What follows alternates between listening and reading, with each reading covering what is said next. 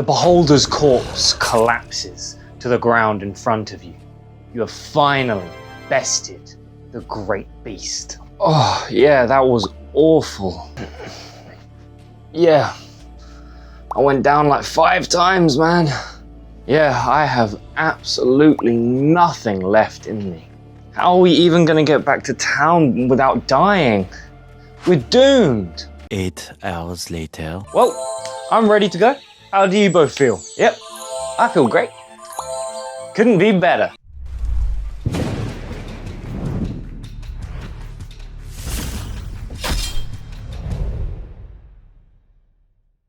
Welcome to Grit and Glory, the brand new TTRPG that changes the game. If you like the video, of course, don't forget to like, comment, and subscribe. We must appease the YouTube algorithm. And if you don't want to miss a future upload, don't forget to hit that little bell icon. But if you do want to be more a part of the community, don't forget to join our Discord, which is in the description below, where we chat, we play games, and we even post the occasional poll to get your guys' input. But now, on with the video. In D&D, long resting pretty much just resets the game. I mean, you get back all of your resources, your HP, your spell slots, your abilities. I mean, it basically means that all the torment and stress you went through yesterday is completely washed away. Sure, you don't get back all of your hit dice. Oh no, what are you gonna do? I mean, you probably almost definitely didn't spend any anyway, because no one ever does short rests. I mean, it's pretty easy to see why, right? Mechanically, there's a massive difference, but at the game table, what's the real difference? They're both treated the same, long rest, short rest. You just fade to black and skip the time. But one means you have to spend a resource, a limited resource, to get back a small amount of HP and maybe some class abilities, whereas the other just gives you back everything. I want everything. Now, this is obviously by design, but I personally think it makes the game feel a little inconsequential. I mean, if you can do whatever you want and get as close to death, die even 100 times over, and the next day everything's completely okay, it just means, you know, why not? Why not do whatever you want? I mean, this isn't just true for resting, it's also true for literal death and resurrection, but that is a topic for a whole other video. Like this one, right here.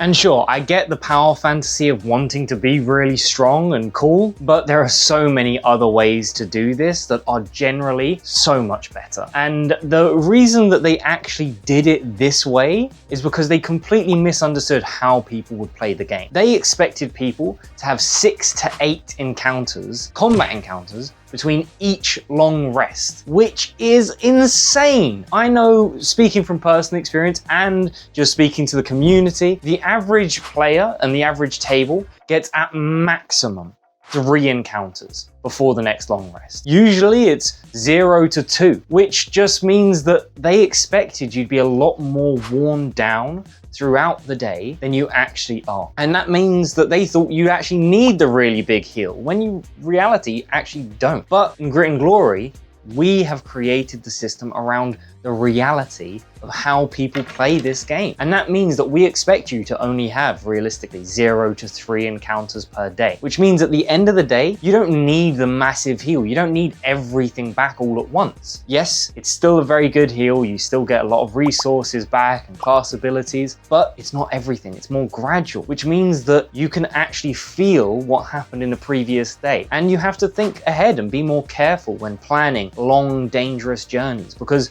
you might actually get worn down over time. I'm so tired.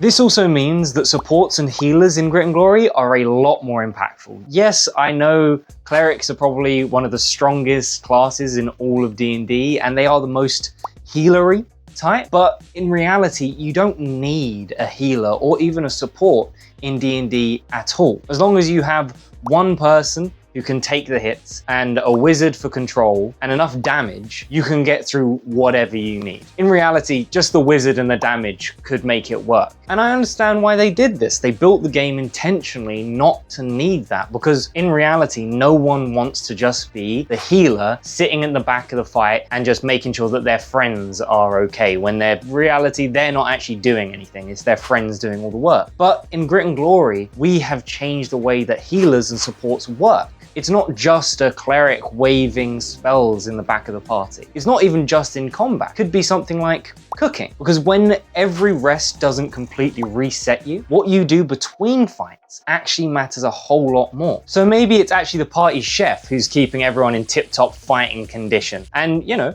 a warm meal before bed might be the big difference between defeating the Lich and becoming one of his minions. And if you want to see a full video on how cooking works in Grit and Glory, check this out here. Now, I know what you're thinking. Doesn't this just mean that instead of resetting every single night, they just reset over a couple of nights instead? And sure, they do, technically. I mean, if all you take is a couple of scraps and bruises, I don't see why you shouldn't. But when you take a more serious hit, something that can really leave an impact, well, that might last with you for a little longer. Yeah, that's right. I'm talking about lingering injuries.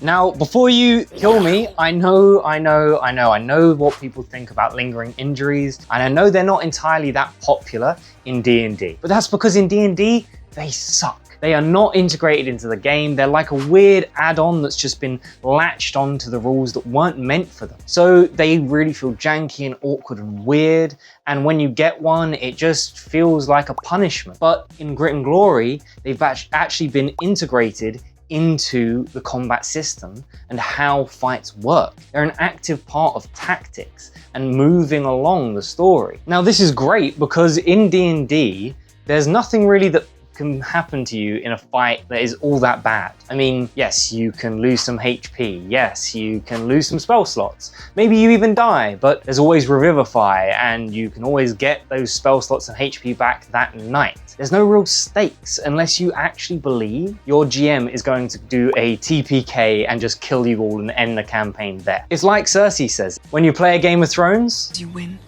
or you die. There is no middle ground.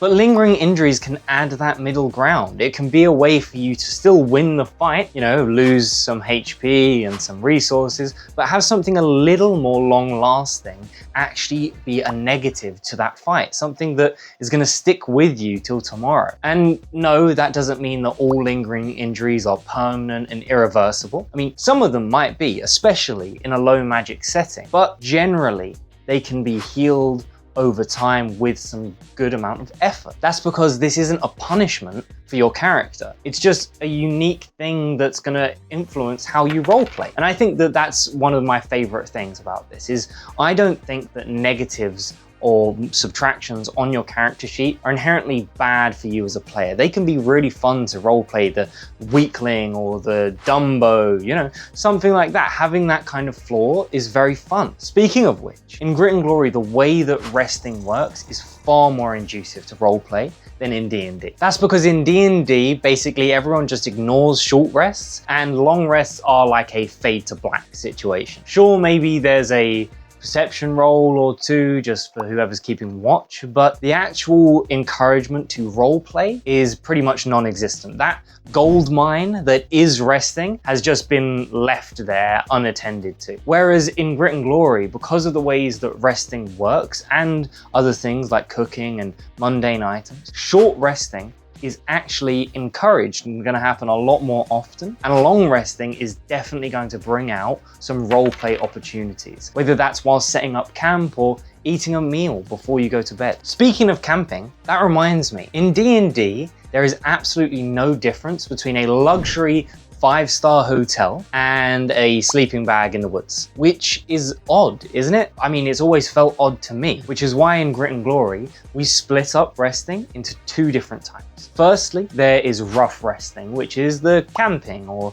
the sleeping on the street, the traveling between settlements. And then there is normal resting, which requires a comfortable and safe place to rest. They provide different bonuses, and it actually means that there's a big impact when you go from settlement to settlement. Traveling and delving into dungeons feels even more risky because you know you don't have access to that safe, secure place. And it can mean that when you actually do get back to your settlement, when you do get back to home, you can feel that welcomeness and that warmth and that relief knowing that you're actually going to be okay that night.